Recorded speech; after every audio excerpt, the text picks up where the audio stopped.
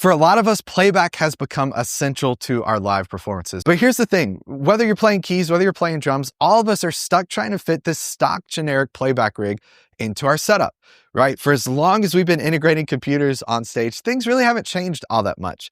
Most of us have our rig sitting to the left of us like this with a laptop, maybe 2 laptops, with a rack full of gear. Maybe you even paid thousands of dollars for a custom rack, but I think there's gotta be a better way.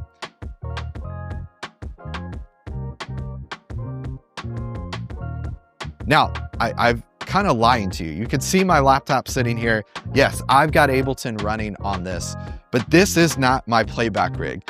This is in fact a playback server. And I want to walk you through the essentials of a playback server and show you the power of a playback server. So sitting stage left, out of sight of the camera, we have our playback server set up. This particular server is a Mac Mini based server. It could be Mac Minis, it could be laptop based.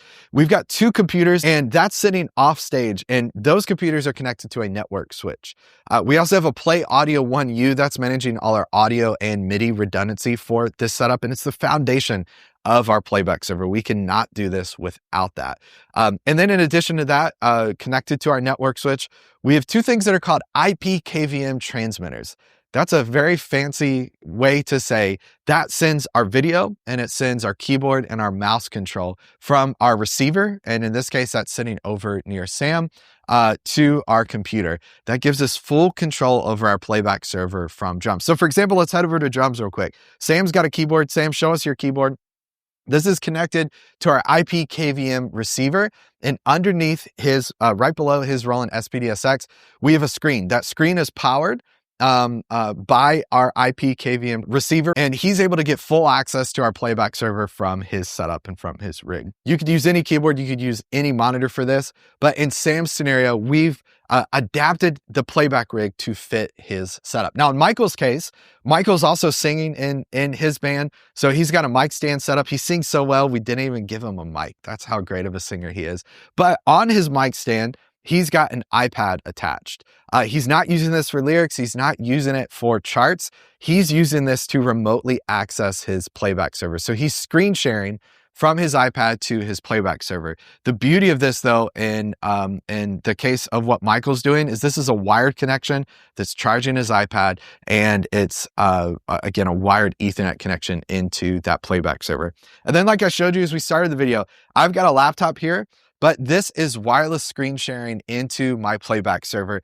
This is super powerful for me because the scenario I find myself in often is interfacing with the production team and taking the desire of what the band wants to do and make it happen with the production team. And one of the hardest parts of that is the workflow.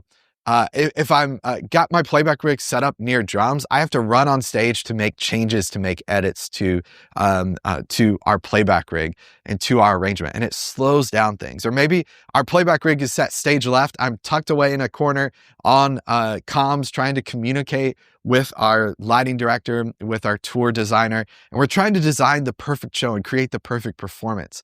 But now with a playback server, instead of yelling at each other over radios and trying to communicate over comms, I take my computer and I go sit next to them and I talk to them like a human being. And I get access to the same playback server that Michael has access to. I get access to the same playback server that Sam has access to.